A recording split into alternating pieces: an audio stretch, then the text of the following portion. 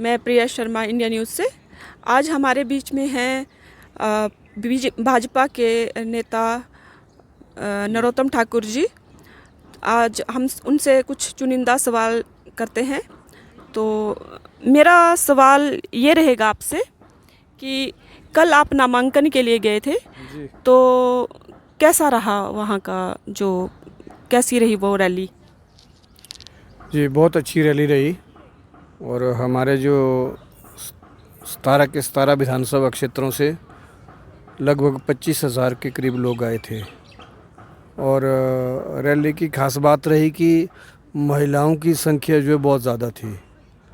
और जैसे कांग्रेस पार्टी ने भी नॉमिनेशन भरा है उनके कैंडिडेट ने, और उस दिन भी की संख्या भी देखी हमने, तो उसके मुकाबले में जो है 3-4 गुना ज़्यादा लोग थे। जो शेरी मंच है, जितने वहाँ जगह है, जितने वहाँ लोग थे, उसके अलावा 60% लोग जो है पूरे शहर में थे, क्योंकि यहाँ बैठने को जगह नहीं थी।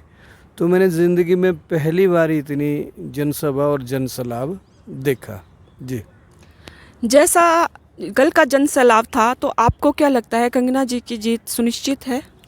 बिल्कुल निश्चित रूप से जी। कांग्रेस वाले तो बोलते हैं ना उनको देखने आते हैं, तो जो इतनी दूर दूर से, बरमौर से और पांगी से, रामपुर से, जिनको 2 दिन लगते हैं मंडी आने में, और दूर दराज के क्षेत्रों से भी इतने लोग आए हैं, निश्चित रूप से उनको वोट भी करेंगे। और उनकी एक पॉपुलैरिटी जो पूरे देश के अंदर है कंगना जी की, तो इसके कारण से निश्चित रूप से मैं समझता हूँ हमारे कैंडिडेट और उनके कैंडिडेट का कंपैरिजन नहीं है। कि हमारा जो कैंडिडेट है भारतीय जनता पार्टी का, उन्होंने जितनी भी सफलताएं प्राप्त की आज तक, चाहे उनको पद्मश्री अवार्ड मिला है, चाहे गांव से निकल फिल्मों में उन्होंने अपना सिक्का जमाया है, तो वो उनकी अपनी योग्यता है। दूसरी तरफ मुझे कहना नहीं चाहिए, लेकिन ये बात स्पष्ट है कि जो कांग्रेस के कैंडिडेट है वो तो अपने माता पिता की उपलब्धियां गिना रहे हैं, जबकि वो खुद सड़क के मंत्री भी 1-1.5 साल से। तो सड़कों की हिमाचल प्रदेश में बुरी हालत है, इसलिए मुझे नहीं लगता कि वो कहीं कंगना जी के सामने ठहर पाए। जी कांग्रेस का आरोप है कि भाजपा ने महिलाओं के 1500 रुपये देने के लिए उनके जो भी उनका जो योजना थी उस पे उन्होंने रोक लगाई। इस पर आपका क्या कहना है? जी हाँ, हमने भी देखा कहीं कहीं अखबारों में भी और लोकल चैनल्स में भी कांग्रेस वाले ये कह रहे हैं कि भाई जयराम जी ने जो है चुनाव आयोग में शिकायत की।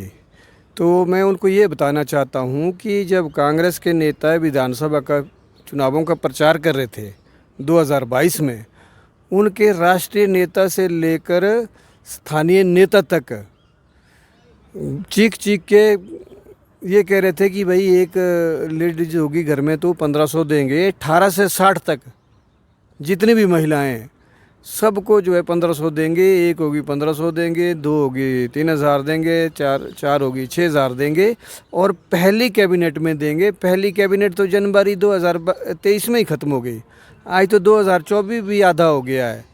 तो अब उनको लगा कांग्रेस वालों को कि अब जो है चुनाव आ गए हैं लोकसभा के, तो अब एक बार फिर से उन्होंने वो जो झूठा वायदा पहले किए थे वो शुरू किए, फार्म भराने भी शुरू किए।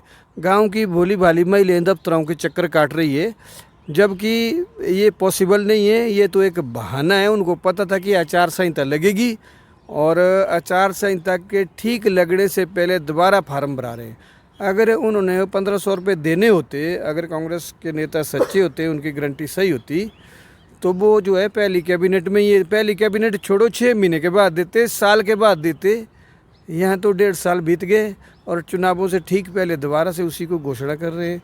ये तो बड़े शर्म की बात है कि बारी बारी कैसे झूठ बोल रहे हैं। जी ऐसा भी कहा जा रहा है कांग्रेस द्वारा कि भाजपा के पास कोई मुद्दे नहीं हैं।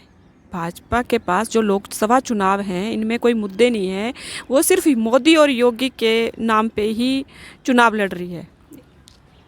जी बिल्कुल।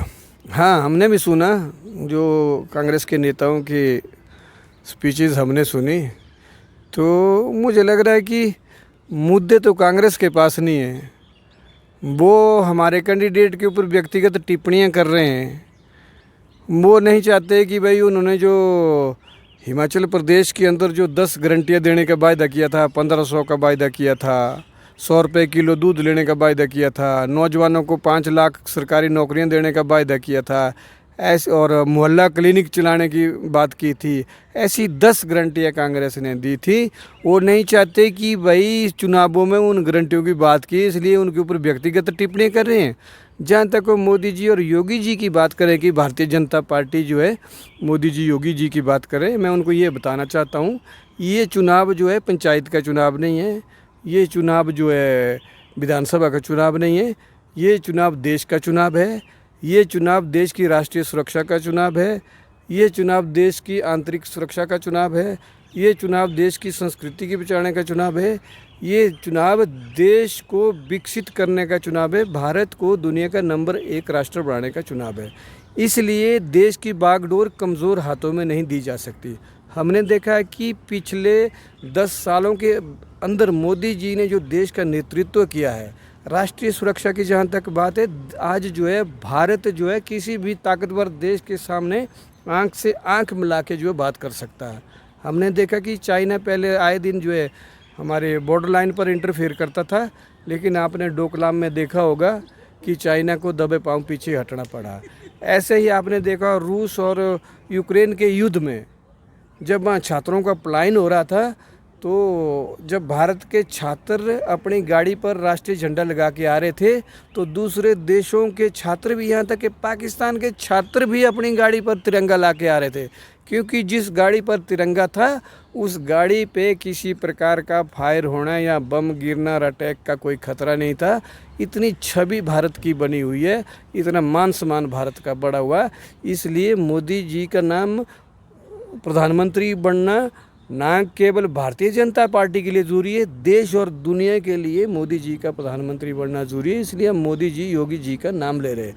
और आंतरिक सुरक्षा का भी मामला है, ऐसे ऐसे मुद्दे जैसे धारा 370 की बात करते हैं, राम मंदिर की बात करते हैं, 5 सालों से लटका हुआ मामला, और धारा 370 जो देश की आंतरिक सुरक्षा और राष्ट्रीय एकता का मामला था, जिसे हम भी नहीं सोचते थे कि कभी ये मुद्दा भी सॉल्व हो सकता है। ऐसे गंभीर मुद्दे सॉल्व किए। पहले क्या होता था कि अखबार का एक पेज पूरा अपराध और घटनाओं को होता कि भाई वहाँ पर एयरपोर्ट में कोई संदिग्ध अटैची मिली, बम मिला, फलानी जगह बम मिला। आज जो है आतंकवाद का समूल नाश हो गया। एक पेज भ्रष्टाचार का होता, 2G घोटाला, 3G घोटाला, आज किसी मंत्री पर आप उंगली नहीं उठा सकते हैं। बिल्कुल बेदाग है भारतीय जनता पार्टी के सारे मंत्री।